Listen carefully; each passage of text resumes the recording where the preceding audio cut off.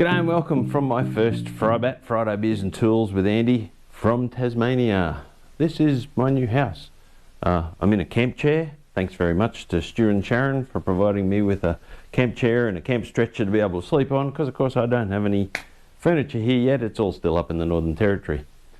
So, very exciting. Finally at my property and getting a bit of work done, using a bit of leave before I actually retire. And so therefore, this is the inaugural Tasmania FriBaT.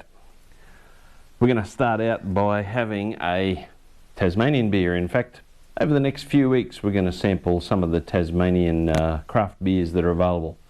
This one is Moo Brew, and it's Moo Brew single hop Tassie ale. Oh, it's got a good head. What does Moo Brew have to say about their Tassie ale? Well, they say, when life gives you lemons, make lemonade. When life gives you an Enigma hop grown half an hour from your brewery and some of the best pale malt on the planet, make this. Brewed entirely with Tasmanian ingredients, one malt, one hop. Single hop has a solid body and hint of dryness in the finish. The oversized can makes you feel like a winner anytime you pick it up. Smash one in the sun. 440ml can. I'm liking Tasmania already instead of those stupid little 335ml cans. It has an IBU rating of 28 and 4.8% alcohol volume. Happy Friday to you from sunny, not quite, may snow tomorrow, Tasmania. That's a really nice beer. Slightly more bitterness than what I would normally like. That was almost Get Smartish, wasn't it? Slightly more bitterness. Missed it by that much. Or Inspector Gadget for you young people. Inspector Gadget here in awesome Australia. But not overpowering. Really uncomplicated, nice beer. I think a lot of craft brewers, I guess everyone's trying to find their niche. I guess everyone's trying to find a different flavour, a different taste. And I think a lot of brewers forget about brewing basic beer. This is really nice basic beer. There's nothing pretentious about it, nothing over the moon about it. It's just a nice solid beer.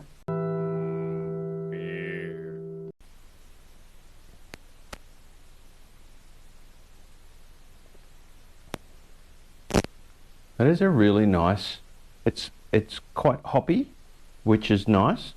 Like I said, it is a little bit bitter, but not overly so. It's just a nice amount. What's my verdict on the Moo Brew single hop and single malt, but it's called single hop beer? That's a solid 4.5 out of 5 for me, spanners. 4.5 out of 5 spanners.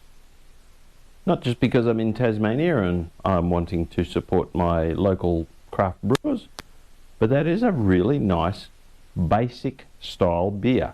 There's nothing pretentious about it. It's just a nice beer. My apologies if my lighting isn't perfect.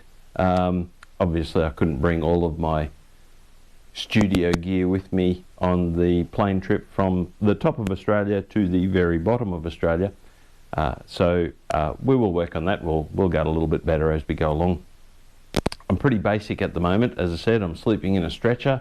I'm sitting in a not very comfortable camp chair, but was still provided to me. Thank you very much, Stu and Sharon. And so I'm very appreciative of that. And been getting some work done. So now that we've reviewed the beer from Tassie, maybe it's time we looked at the biggest tool that I've ever bought or reviewed. Here it is. Been looking forward to filming this FriBaT for a while now. Welcome to Tasmania. This is my property. This week's tools in the garage. Yes, I bought an excavator. Woo! So this is a Chinese UME 12, 1.2 ton. It does have a roof. However, I had to take the roof off to get it through the garage, which is a bit of a pain. But it's only the flashing that gets caught on. So that's an easy fix. Anyway, yes, Chinese, I know. I keep saying I've got to stop buying Chinese tools. But this little excavator, and it is classed as a mini excavator, cost me only slightly more than what the quote was to do my driveway at my property here in Tasmania. And this is going to be very useful. Not only does it come with this type of bucket, but it also comes with a ripper. I don't know what that bit is. A toolkit, a hydraulic drive unit for an auger bit, a tree grappler thingy, a mud bucket, another bucket, a trenching bucket, and a rake.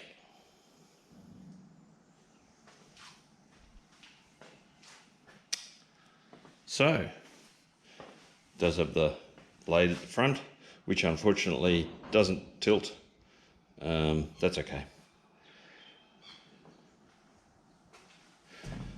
Although it's Chinese, it does have a Japanese-made Yanmar diesel engine.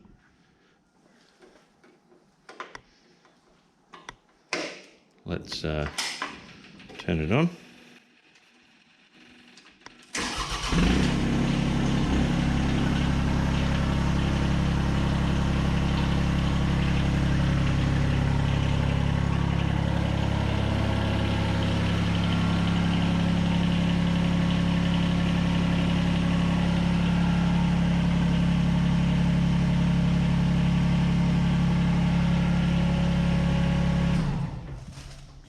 A little noisy, not too bad.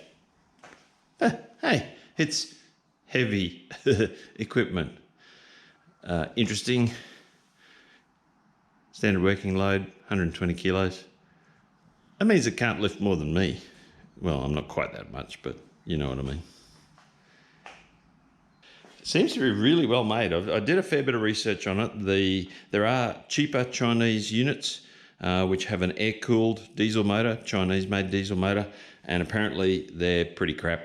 They overheat really quickly. Yeah, this one happened having the Japanese Yanmar, much better power plant. Okay, let's talk some specs. 1200 kilos, 1.2 metric ton. The big bucket is 500 mil.